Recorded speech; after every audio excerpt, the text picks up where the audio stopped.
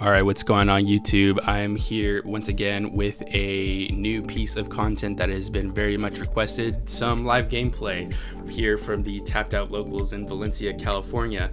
On the right, we have none other than friend of the show, Bryce, piloting his famous Lilith Loop deck, and on the left we have local legend Nick piloting his famed Ulforce deck. Yes, Ulforce versus Lilith. He said if you watched our tier list video that I made with Bryce that this is a tier 1 deck versus a tier 4 fun deck, and Nick took that personally. He's here to prove that Ulforce can fight in tournament. So we start off with Bryce going Demi-Meramon into Gabumon into Analog Youth. Pretty standard opening for purple. Nick responds with I believe it is a Kiarumon into Vmon into Veedramon from the starter deck. That's the one that allows him to bounce a level 3 if he has 8 or more cards in his hand on attacking as the inheritable. We also see the V-Tamer Tai come out. That is a very cool tamer for Ulforce, allowing him to draw a card or gain plus 1000 DP. Bryce responds with another Analog Youth, adding a Tapirmon to his hand and then digivolving into regular Eismon. He would really like to have seen Scatter Mode there for the huge draw potential off the on deletion effects, but Eismon is still fine as well. You know, it's a beat stick, allows him to swing in. He's still going to be able to draw 2, discard 1, and then draw 1, discard 1 off of his inheritables.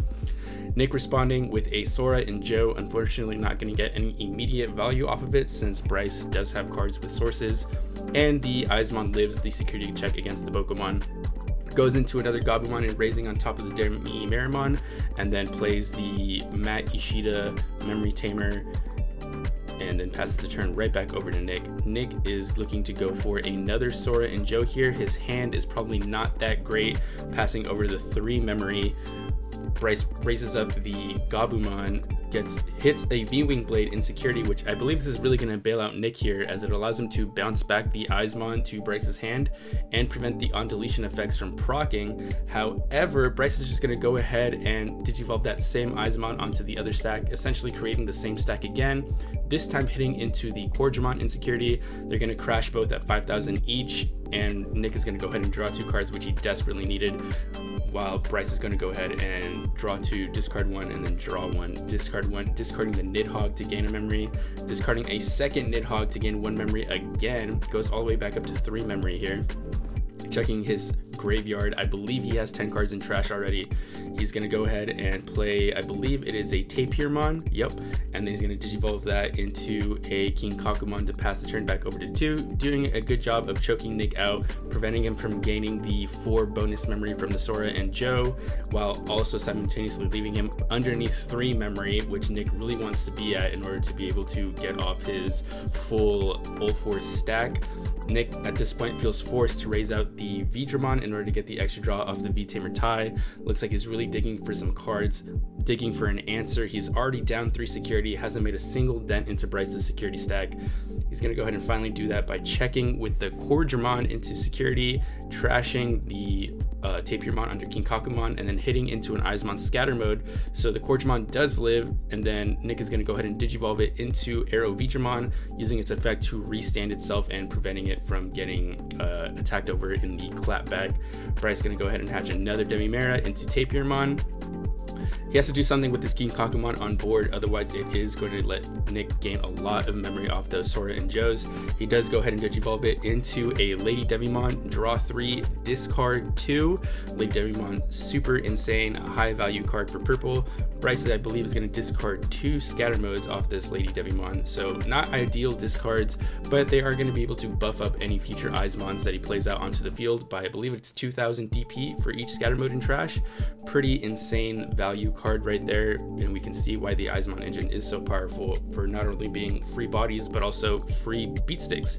They really can go face if you get enough of them with scatter modes in your trash.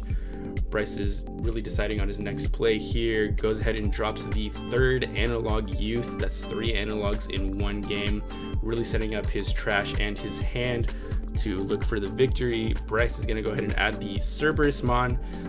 He can't really play that out right away, but maybe he's setting up for a future play. Nick goes ahead and hatches a Demi-Vmon into a starter deck Vmon. We do see the Kumamon in hand, and he does have 3 Tamers out, so maybe he can go for some sort of hybrid play. but otherwise his hand is looking a little stuck. Taps the V-Tamer to draw a card again. Bryce choking Nick to 2 memory each turn is really doing a number on him. Nick can't safely go into Ulforce unless he has, I believe it's 3 memory to go into Ulforce, and if he can't do that without passing turn, then it kind of defeats the whole purpose of being able to OTK with Ulforce. So Bryce doing a really good job playing around those Sora and Joes. Nick desperately needs to see a Davis in order to get himself to 3, but he hasn't been able to see it. Asking for trash in hand, asking for trash count. I believe Bryce at this point is just shy of 20. I think we're going to see him get there next turn. So Nick goes ahead and swings with the Veedramon, trashes security, or trashes source, and then hits an Eismon in security, deleting the Veedramon stack. And then Nick is going to go ahead and Digivolve into Ulforce, passing over the 3 memory thanks to the Matt memory tamer. So Nick pretty much just praying that his Ulforce lives the turn, or even that just he lives the turn. Bryce has the 3 memory, his trash is pretty set up, and he's going to go ahead and double Jack Raid here, meaning that Lilith is definitely about to come out on top of that Lady Devimon. And there it is. He chooses to add, I believe it is a Jack Raid and a Calling from Darkness back from his trash, not going for the double Jack Raid play. Feels like he doesn't need it. I think at this point, I think he's at 18 cards in trash here. So once the swings in the Tapirmon and it dies, he's gonna have the full 20, allowing him to gain 4 memory off a single Jack Raid thanks to Jack Raid and Lilithmon's effect. So here we go, he swings in, hits a Gabumon Bond of Friendship in security. Yeah, you guys can see that this Ulforce deck is pretty crazy. So Tapirmon dies, Bryce is going to draw 1 card for Tapirmon effect, and then draw 1, discard 1 for Demi-Marimon effect. It's going to go to the trash, setting him up with his 20 cards in trash. Here comes a Jack Raid to gain 4 memory total. Pretty insane. Now Bryce is probably looking to end the game here, only needs 1 more security check after this. The Lilithmon is going to die in security, but here comes the, I believe it's a Tapirmon into a Ginkakumon promote with the rush effect, is going to be able to swing in for game. And as you can see, Lilith takes the first game pretty handily, Nick not being able to see his cards, Bryce doing a really good job of playing around the Sora and Joe memory gainer effects, and we are going to go ahead and get right into game number 2. Alright, so starting off game number 2, Nick decides to go first, opens up Demi Vemon into BT2 Vemon, I believe, the one that lets you draw a card when you restand, into Davis, the Davis he desperately needed last game, showing up turn 1 here in game 2, adds the Ulforce, I believe it was, to his hand, really setting his plan up. And here we see Bryce has to hard slam the Rebellion for 7 memory, passing Nick over 3 memory, I believe. Yes, because the Davis costs 4, Rebellion costs 7. Bryce not looking so hot, no rookie, goes straight into the level 5, probably trying to make something happen with a level 6 next turn. Nick responds in kind with a level 5 slam of his own, the Arrow Veedramon from the starter deck, I believe it is, coming out. Bryce, yep, he digivolves into the Lilithmon for no effects, just needs the extra draw, really needs to cycle his hand, plays the Jack Raid to gain 2 memory off the Lilithmon effect, and then hard slams the Cerberusmon for passing over Nick 3, so that's actually fairly decent value, but you can see that Bryce's hand is pretty stuck. This is about as break as you get when it comes to Lilithmon. Nick really thinking over his plays here. He does have the Arrow Veedramon and he has 3 memory, but he doesn't have any tamers set up in order to do the Ulforce OTK. Nick is just gonna go ahead and swing security for 7,000, and it has jamming actually, that's right, so it doesn't matter, just hits into the Sukeimon, 2000 DP, so the jamming didn't come up. Howling memory boost, and he strips the Rebellion and stuns the Lilithmon. And then I believe it is another Howling memory boost, the double Howling, in order to stun both cards on Bryce's side of the board. Bryce is just going to go ahead and play Werewolf mode, delete the Cerberusmon, draw 2, discard 1. So that means that second Howling memory boost really not getting any value off the stun. Bryce goes ahead and swings over the Arrow Veedramon. Werewolf mode is 9,000 DP large, Arrow Veedramon only 7, and then he sets up a scatter mode stack in his raising area with the full draw 3, discard 2, draw 2, discard 1, and draw 1, discard 1. That is a pretty big piñata just hanging out in Bryce's security. Passes over the turn with the Memory Tamer Matt, and right back over to Nick. Nick is going to go into the Veedramon from the starter deck in his raising area. Inheritable allows him to return a level 3 Digimon if he has 8 or more cards in his hand. Pops a Howling Memory Boost in order to go into the Arrow Veedramon again from the starter deck, jamming as its effect, and then Inheritable is +1 security attack if he has 8 or more cards in his hand. And finally we see the Ulforce come out. Now Bryce is going to go ahead and raise the scatter mode in security, hits the V-Tamer tie, unfortunately doesn't die, and then the werewolf mode hits into Cordramon. Absolute nuts security check for Nick, setting up for OTK next turn with the Ulforce restand and then the Cordramon to finally finish off the last security check. Now Bryce really has to figure out what to do to avoid losing the game next turn. He is drawing 3, discarding 2 off the Lady Devimon, looking for any kind of answer in his deck. I'm not really sure what he could possibly go for here, possibly trying to set up some sort of Rebellionmon, but he doesn't really have a way to do that considering his current board state. Overall, this has been a pretty weird game for Bryce. He's been stuck for cards this entire time, starved for a level 4. He is just going to go ahead and play a Gabumon here. The turn back to Nick. Nick threatening game here by raising up the Ulforce. Ulforce does have security +1 thanks to the starter deck Arrow Veedramon Inheritable, and it can attack 2 times because the V-Tamer tie is on the board.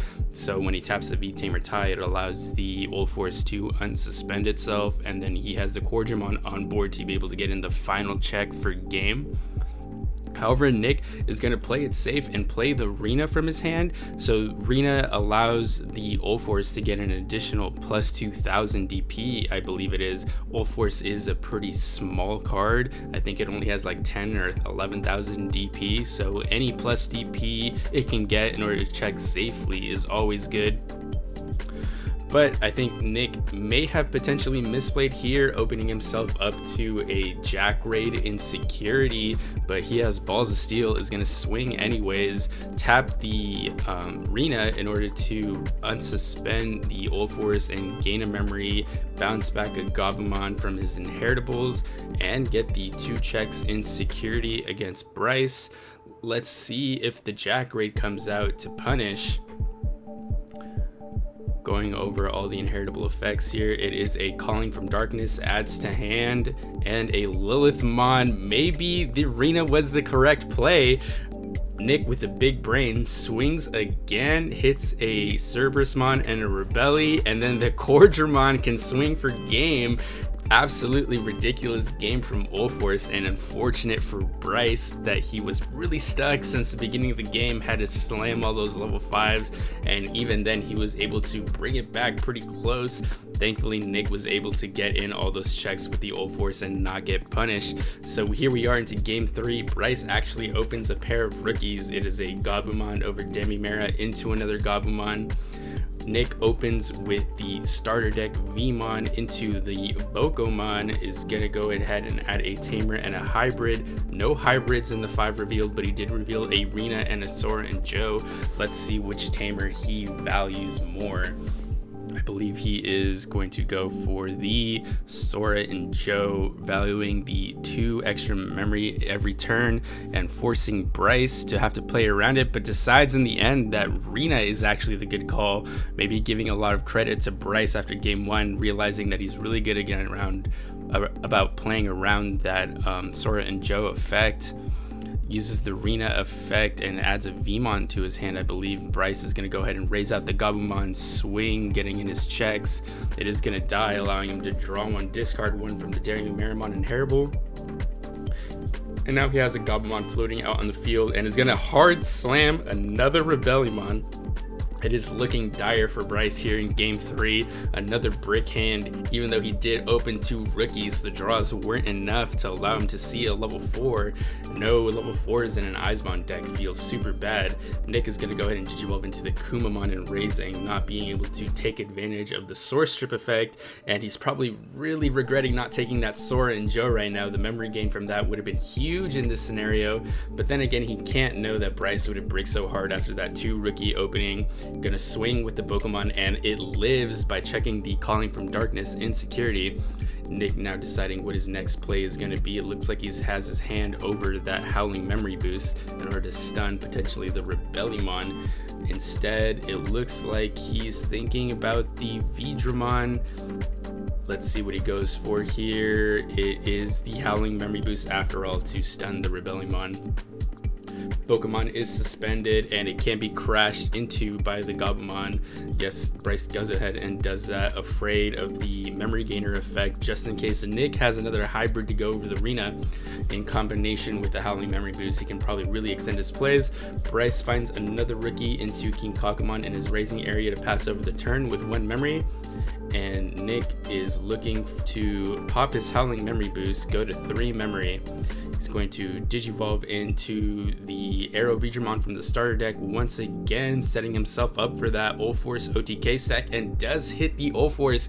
He's got the big stack in his raising. He's looking to go for game next turn with the Rena, because again, Bryce only has 4 security. So if the Ulforce hits twice, that's going to wipe out all of Bryce's security. Bryce is going to swing, hit an Ulforceveedramon to crash into the Rebellion and kill it. And Bryce really thinking over his plays. There's a huge threat in Nick's security right now with that Ulforce. Not a lot of resources in trash for Bryce since it's still very early into the game and he wasn't able to hit his Eismons in order to get those draws and discards off, or even analog use to do the same. Really thinking about his plays a Tapirmon from hand for 3 memory, and looks like he's really stuck here, doesn't know what to do, looking for any way out. Ends up doing Calling from Darkness to only pass over 1 memory, adding back Rebellion and a Gabumon. I think that's about the best he could do in this situation. Nick raises out the Ulforce. Is he gonna go for game? He swings into security, taps the Rena, plus 2000 DP, restands it, gains a memory. Bryce checks the Cerberusmon and an Eismon scatter mode. What is Nick gonna do with his 2 memory? He's gonna play a V-Tamer tie. This is gonna allow the Ulforce to unsuspend itself once again. So if it lives this check, he's gonna be able to go for game. That's 2 checks, Nidhogg and Tapirmon, and taps the V-Tamer tie, unsuspends and goes for game. Nick with the tier 4 fun deck taking his win over Bryce's tier 1 Lilith Loop. What a crazy game. I really hope you guys enjoyed that. The local legend Nick taking his victory, proving Ulforce can still fight, and we will have here at the end of the video Nick's deck list. As you can see, he's a bit of a mad scientist. I did ask Nick afterwards what his kind of build theory was, and essentially the idea is to just build the security +1 Ulforce stack in security, never raise it out until you have that stack, and then just try to stall the game until you can go for OTK. And considering the slower format of other people also trying to build up their heavy tamer back row, then I think it's actually a fairly decent strategy. You guys are more than welcome to try it for yourself. Nick would be very happy to share the gospel of Ulforce with everyone. So there it was, guys, the first locals matchup on this channel. I hope you guys enjoyed. Many more to come, and if you guys are interested in Bryce's deck list for his Lilith Loop, unfortunately it was 2 pretty much brick hands at the end there for games 2 and 3. Maybe some karma for calling Nick's Ulforce tier 4 fun. But yeah, I'm sure we'll do another deck profile. Bryce has been constantly updating his deck, and he is a really great Lilith Loop player after all, even though he did get a little clapped in this game. But then again, don't we all when it comes to brick hands? Alright guys, so I'll see you guys in the next one. Please follow me on Twitter at DigitamerJoel, and yep, GG's.